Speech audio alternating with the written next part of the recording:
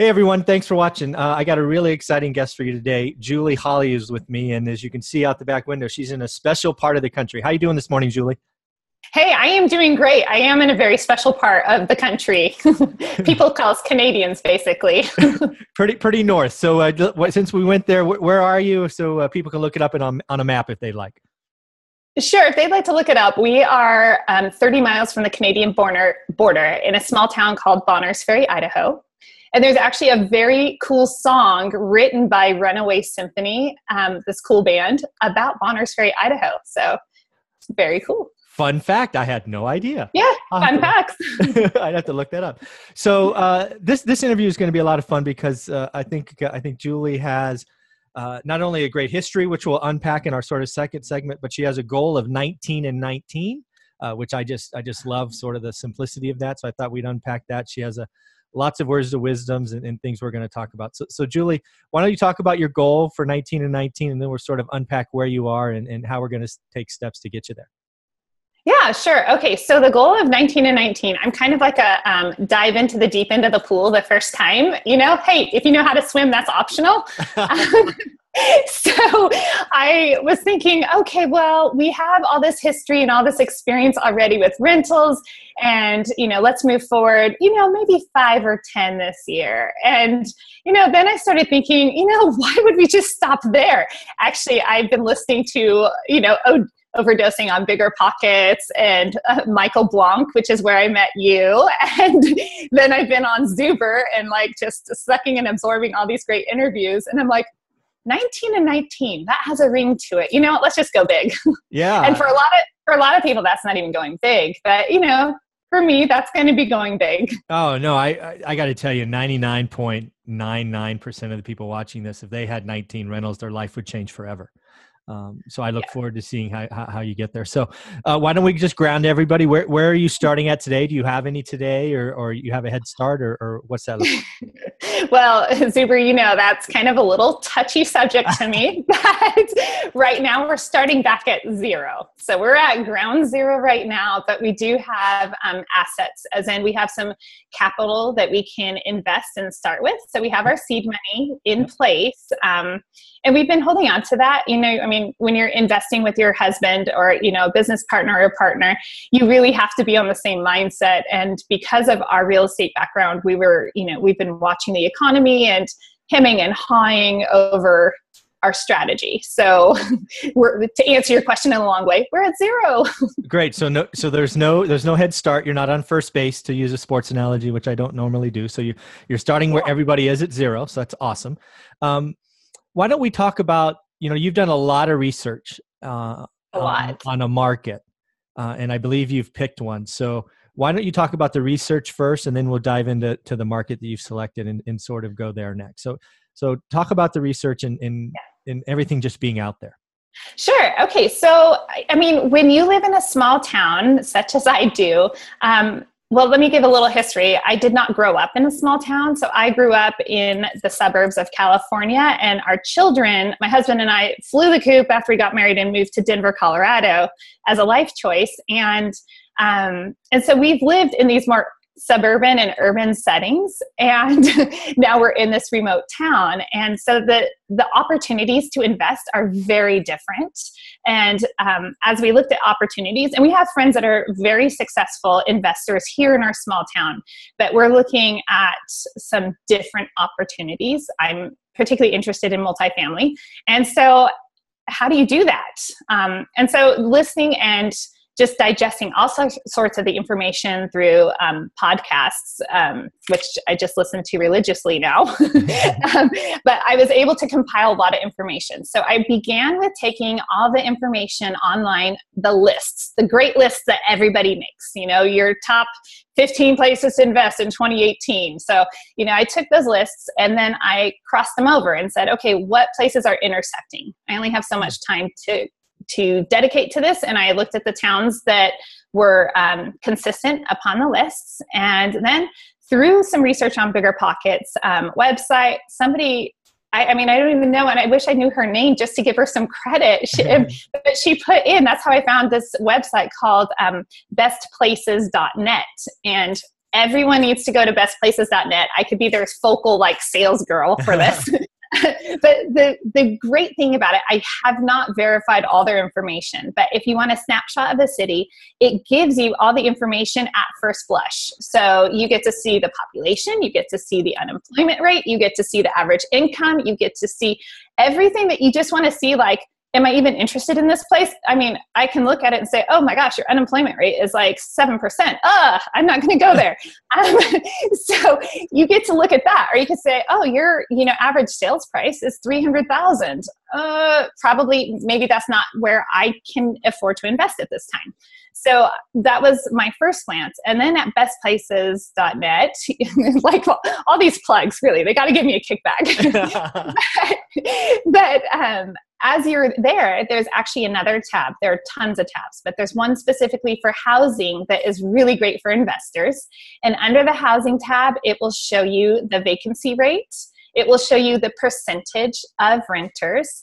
And this woman, she gave her starting blocks, which were very helpful. So she said, hey, if the unemployment is greater than 5%, I don't look at it. So I adopted her philosophy. I just said, if that's good enough for this successful woman, I'm going to adopt her philosophy. And then she was talking about the vacancy factors. And I think her percentage was she wanted to see at least 40% people as renters within a community. And Best Places will show you that information.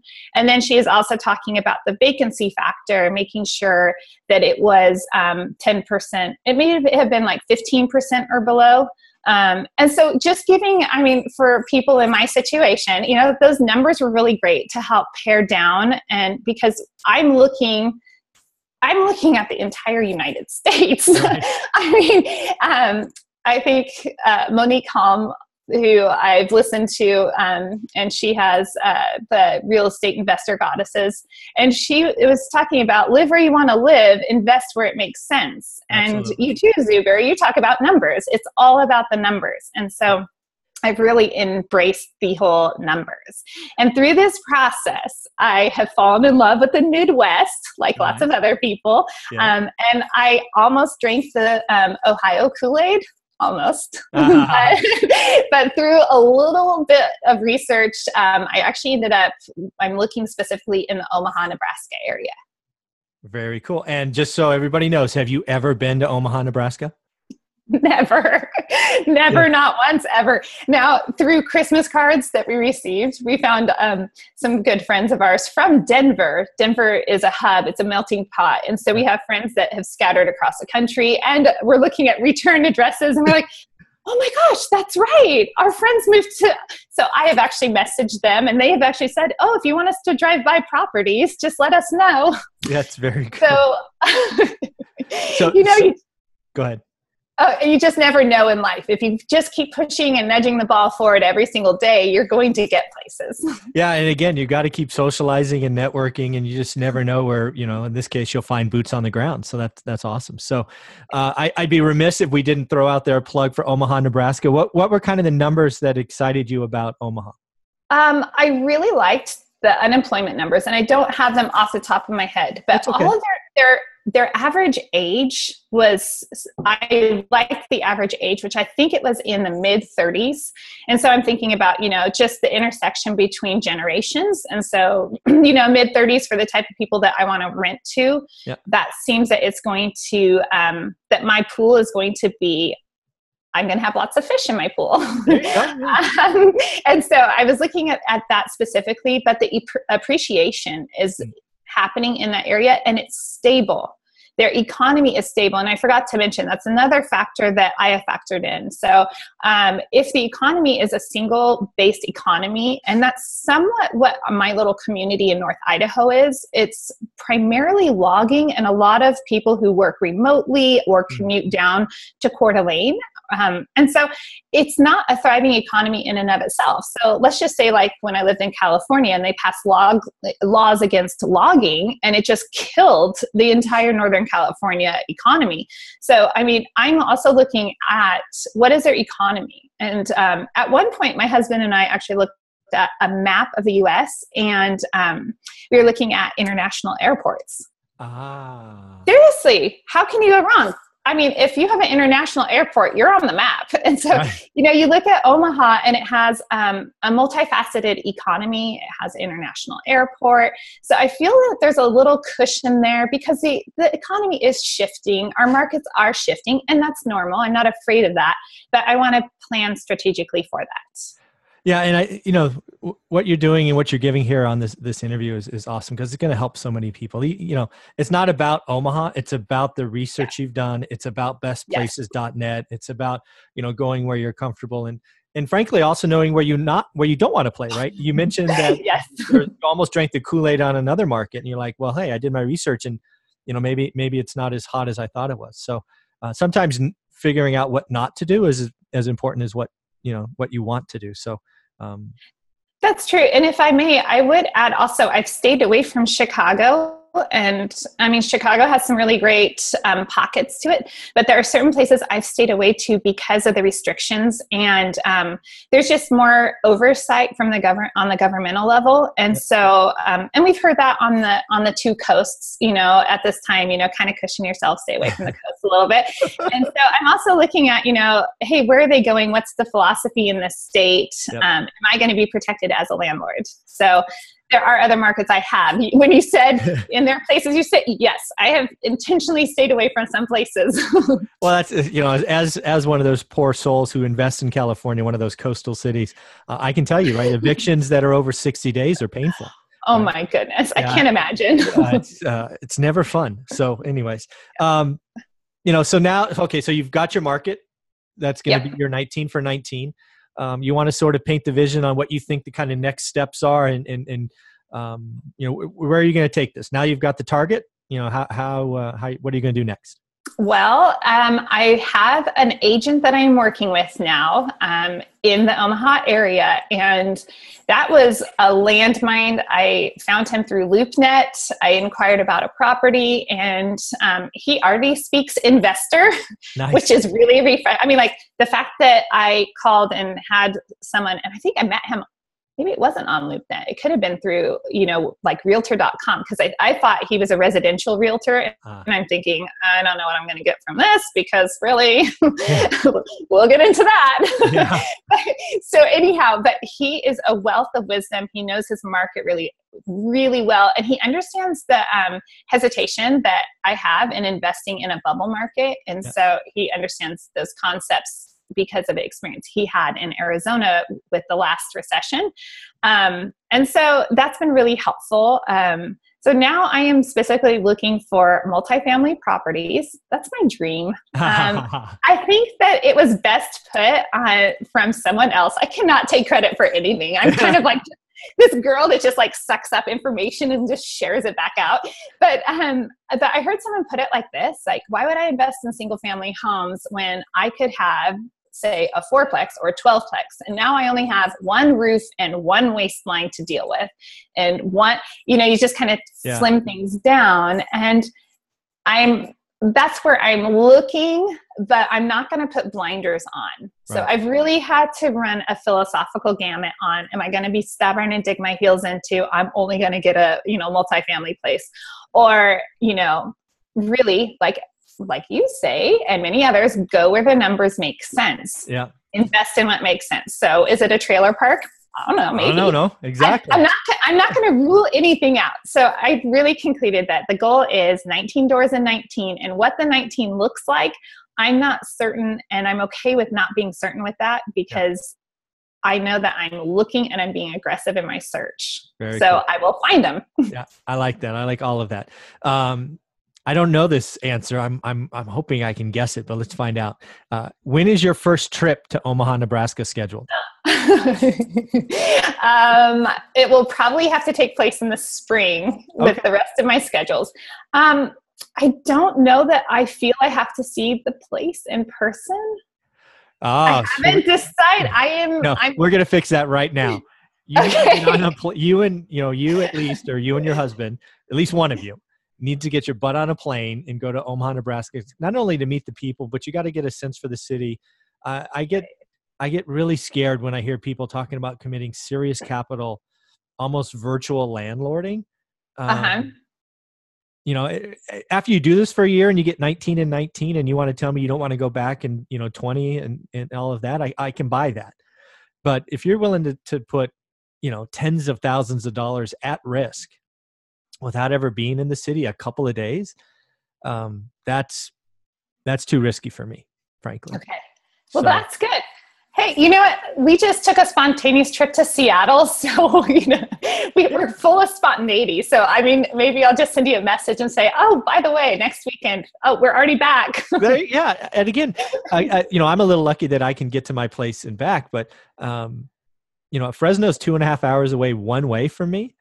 That's 5 hours before I've seen anything, right? So 2.5 hours times 2, right? So we just did it yesterday, right? To go look at stuff. Now, obviously a plane ride is more capital or expense related and all of that, but you need to go, you need to go, I call it kicking rocks, right? Because you can look at something online and look on the Zillow maps and, do the street views and all of that.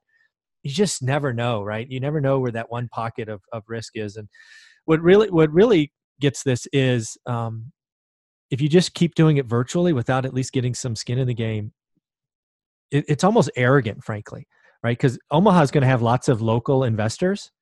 And to think someone, in your case in Idaho, is going to look at an opportunity and do everything virtually, and an opportunity that is not picked up by locals, I don't know, right? That's kind of risky to me. So a couple of trips to Omaha would probably do you good in 19, I think. Well, I'm excited. Hey, guess where I'm going? I'm going to Omaha. I love that. Yeah. I love that wisdom. Yeah, so you'll enjoy it. I've actually been to Omaha a couple of times for work back, the last decade or so. I've been there probably 5 or 6 times. It's a great place. The people are wonderful, very friendly, and just like every city, though, they have their areas of towns you don't want to be in, and you need to go see and feel that. And so I think you have a lot of fun. So I think we'd be remiss if we didn't unpack your history, right? We said very, very early on, you're coming into this with a different starting point, meaning you still have zero, but you have some capital. So why don't we go back to the very beginning and give your legacy some props, because you come from a long lineage of people in the real estate business. So let's give them a shout out and some plugs, and we'll kind of unpack your history. Sure. Yes. Okay. So my grandpa, he was an entrepreneur. He actually started working at Pepsi Cola and moved to Fresno, California, and shifted. I know, so crazy. Shifted gears. By the way, he moved from San Diego, my mom's senior year of high school, walk to the beach type thing, and then moved her to Fresno. You and I understand that's a little different. You just don't do that to girls their senior year of high school. Ultimately, he ended up, so I will get into the entrepreneur a little bit. So he took that risk, moved up there. He started opening, as his life unfolded, he opened a Wendy's, and that was all new, the whole fast food scene. And then he transitioned into real estate, and I'm not sure how he transitioned to it, but he was a centurion, which is a really big deal if you are working for Century 21. And he closed out over 80 deals in the 70s, when you did not have fax machines or paper. You had to go and hand deliver everything. It was just snail. So Grandpa was a really well-respected realtor in the Fresno area.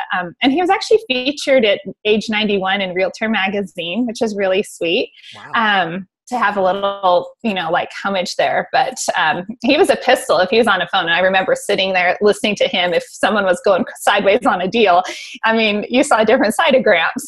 And then we say it's the son-in-law thing, because he ended up getting my dad into real estate. And so my dad had a sandwich shop, and then I'm number 4 of kids. He closed out the sandwich shop and took a vacation, which everyone needs to do. Come up for air, people. Take a trip and get perspective back on life. He took this little trip to the, camping with my family, and he was like, wow, what am I doing? He was self-employed, had a sandwich shop, and he was just working himself to death. So he started taking real estate classes at night, became a realtor, very well-respected realtor in the Modesto, California market. He left a legacy behind. And then we say it's a son-in-law thing to do, because my husband ends up getting into real estate when our first son was born. And we joke around that for our daughter, that her husband's going to have to get into real estate when they get married. So I followed both my parents' pedigrees, basically. So my mom was a teacher. She was an elementary educator. She taught middle school also. And then my dad's this realtor. And so I see these two different worlds, and I've actually been in both of those worlds. So I crushed, my college program, graduated early, and started teaching when I was 22 in the public school setting. Wow. And then I realized, well, why go get a master's degree? I was really my ambitions were just cut because I'm thinking I put all this money in and I'm not going to get it back out as a teacher. It'll take me so many years to get an ROI on this. I mean, I was already thinking like that when I was, in my early 20s. And so I thought, no risk, no reward. And what do I have to lose? So I took this risk. I got became a realtor myself in my mid-20s and had so much fun doing it. But as I mentioned to you, and people might get this, I'm pretty upbeat and I expect the best of everybody. And I was a little bit crushed because there were really unethical people out there. I could not believe the bad things people are willing to do to get a deal or to pull a deal away from you. And it really broke my heart. So I called my school district back after a year and I filled my pockets. So that was good. I had a lot of savings off of that. Yeah. So save your money, people. Yeah. I called my superintendent back up, or the director of HR, and literally they're like, we'll find a spot for you. So that was great. They welcomed me back, and through the time, so kind of going into our rentals a little bit, yep. I bought my first home in my early 20s, and that was back when there was still crazy financing.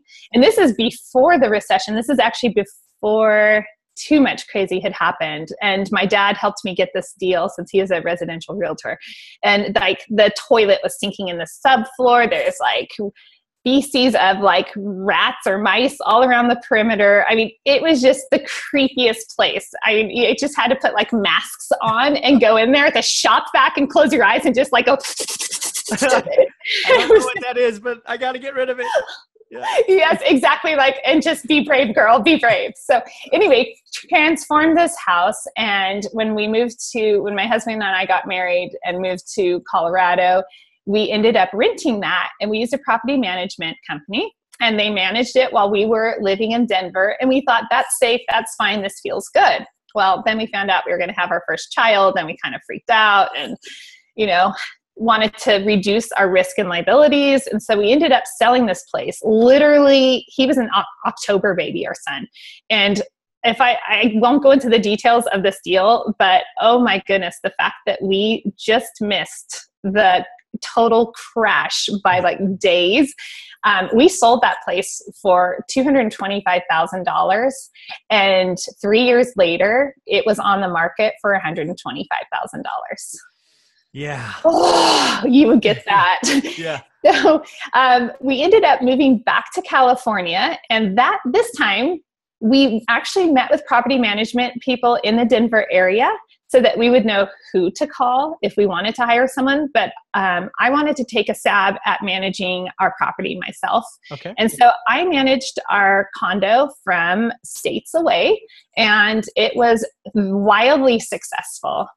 We had 3 different tenants over the course of almost 5 years, and a 2 years and then a 1 year lease. And so it really worked out well. I was able to transition with my husband's help, the tenants, and we always had rent on time, never complaints, and good relationships. I really learned how to have those relationships with our tenants to keep them professional and yet warm enough to where I can call and just do a check-in. And so it really worked out well to have that experience as being a long distance landlord. And I think that that's what's serving me well in this instance right now. Maybe why you can see I have a little bit of risk in me. I'm a little bit let's just go for it. So it'll be interesting to see how that plays out as we transition forward. If we have these, my dream ultimately of having apartment complexes, obviously we'll have somebody on the ground floor managing that. But smaller assets, I'm not afraid to manage them because I've been successful at them in the past. And so we did end up, the reason we're at 0 right now. It's okay. It is okay. It's one of those things where it's like, if I would have known then what I understand now about, say, delayed financing, or the Burr method, or, all of these things that I've been exposed to in the last 2 to 3 months, where I'm thinking, oh my gosh, I've looked at my husband and said, I can't believe we sold our condo. So we made a significant profit off of this condo, which is like super cool. Yeah. Profit's never a bad thing.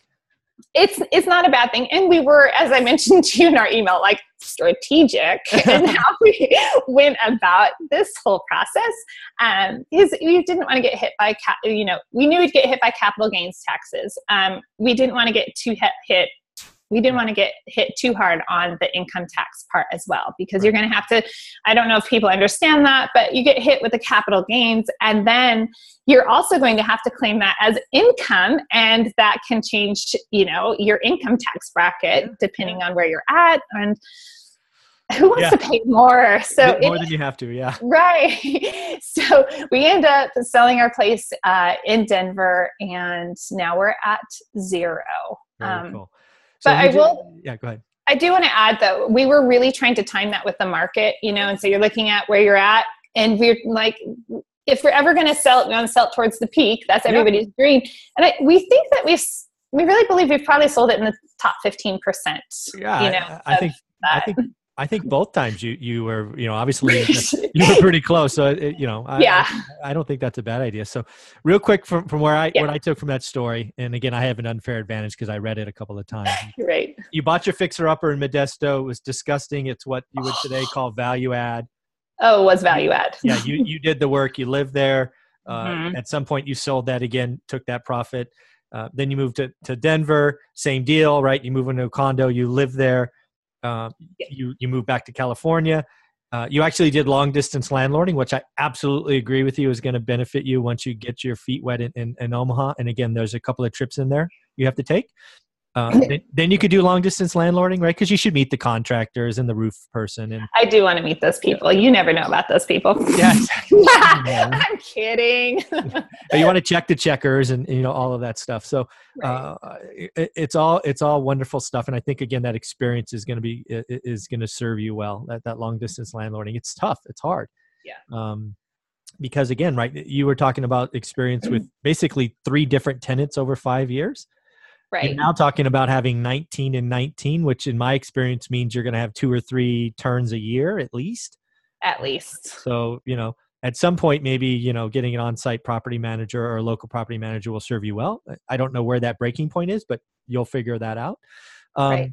So that's wonderful. And I think you have clearly a good head on your shoulders, given your history. You know where you are. You understand opportunities. You've picked your market. So now let's, for the audience, paint, where do you want to be in 3 to 5 years? What is, after you do the 19 this year, where do you and your husband want to be in 3 to 5 years? Well, my husband has a goal of having $10,000 passive income. That's his goal. And I love that goal. And I'm absolutely behind that goal.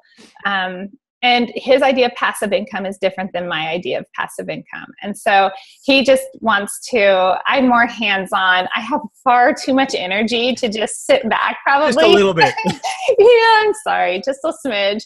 And so, so what I am really inspired, and I really want to syndicate. So in the next 3 to 5 years, that is my goal. So I look at this year as my year of proving myself. Okay. And acquiring some multifamily. So I do need to add multifamily into my portfolio out of those 19 doors, because I got to get some street cred in that. And then once I have this experience, then I'm hoping in 2020 to actually syndicate my first deal. So this will be my year of getting some street cred, reading a lot of books, watching a lot of webinars, listening to, like, basically this girl's going to be all about learning syndication in 2019 to prepare for 2020. And then over the years, I would really, one of my affirmations in the morning is that I will have real estate property across the United States. I think that's fun. My entire family loves to travel. And so what better way to travel than to pick up, rentals? Like, why not go to Omaha, Nebraska? Yeah. Why not? so many places. Why not go? And why not go and have an investment there to check on, and then to go play and explore and experience. So, so that would be the goal. The goal this year, again, just invest, get those 19 doors, street cred, 2020, syndicate my first deal, and then from there on out, continue to syndicate. I think I'd have too much energy for my husband if I didn't have my hand in a pot of syndicating or something. And I love people way too much. And I really like that component of syndicating. So I'm looking for some people to partner with on that, so that, because I'm the people person, and, you have different parts when you are syndicating. And so, just building a strong team over the next, that would be more the 2 to 5 years out, just, basically a little investment group. That's awesome. And again, I applaud you for doing it right. I talk to lots of people who jump to syndication. They haven't done a deal yet, right? And they have no money. I'm like, so you have no skin in the game. You have plenty of excitement, and you have no experience. I mean, anybody with any kind of pockets or stacks of cash is going to go, that is just way too much risk. So spending this year, putting your capital at risk, frankly, right? And it is. It works. Is the absolute right way to do it. I wouldn't talk to anybody about lending them money or being a part of a syndicate unless I could look at their track record and go, all right, they know what they're doing. So I love that vision. I love what you put out there as your affirmations and where you're going forward. I think that's wonderful. So I think other than get your butt on a plane and go to Omaha, I think you have everything. I think you have everything in front of you. I love the fact you've done long distance landlording. I think that's going to be wildly helpful for you, because it's not as easy as people make it seem. But the fact you've done it, you've seen it, you've done some tenant transitions and all of that. I think you have a lot more going for you than maybe you think. So I think that's awesome. We've reached that point in the show where I turn it over to you, where you could just share anything you would like, sites, books, ask for anything you'd like, whatever you like. I'm just going to turn it over to you. Well, you already know my favorite site to start at, bestplaces.net, in case you didn't write it down or you haven't opened it in your browser already.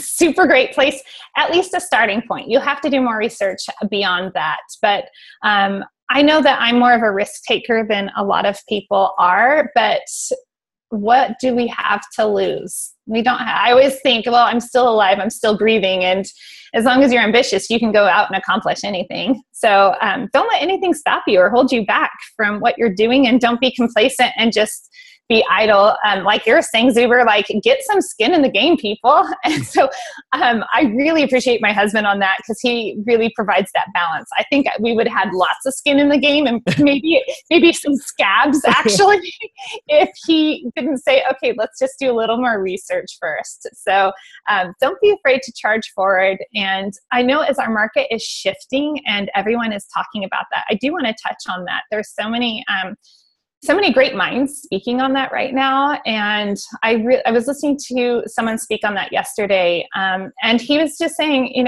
every market has its risk and every market has its reward, basically. He's like, there's always a good part to every cycle. And so I'm really clinging to that right now, because honestly, being in my position, starting out with this ambitious goal, it's a little frightening to look ahead and to say, I'm going to invest, and we don't know where we know where the market's headed because it's cyclical. However, I'm going to put my money in the game. What if I put it in when it's too high or this or that? So just really like buttoning down the hatches and being confident in every single purchase. So I guess my encouragement to everyone is, don't be afraid to go forward. Even if the sky's falling, that doesn't mean it's a bad thing for us. In fact, we know that's a really good thing. Absolutely. Like, hey, go ahead, let it fall. Yeah, exactly. Let's pick up some more deals. Exactly. No, I think you're right. Again, what's happening in the market, and I've talked about it a bunch, is it's clearly but what's going to happen is buyers like us two talking, some of us are going to disappear. They're going to go be afraid. They're going to think 2008 is going to happen again, and people, it's not going to happen again. That was such a financing nightmare. We don't have that today. Everybody has fixed rate debt. The job market is great. That said, the market, it will get soft, and then listings will pile up and price cuts and all that stuff. In a changing market is when you want to be hunting for deals. I've made most of my wealth in markets that were changing for the negative. And then when you buy in the negative, the market always comes back. Is it 3 years, 5 years, 7 years? Don't know, but hold for the long term. The market will reward you. So, Julie, I think you're doing great things. I love your energy. I love your research. I love what you've shared. It's going to be fun to watch you get to 19 this year. So I look forward to staying in touch and when hearing from you when you A, have gone to Omaha, and B, bought your first property. So thank you for joining us today. This has been a lot of fun. Thank you. I hope that I can be like Jason Pritchard and be on in a year and say the goal was actually, maybe I'll even blast it. You know? There you go. Absolutely. We'll get you back on when you get there. That'd be great, Julie. Awesome. Thanks so much, Michael. Thank you.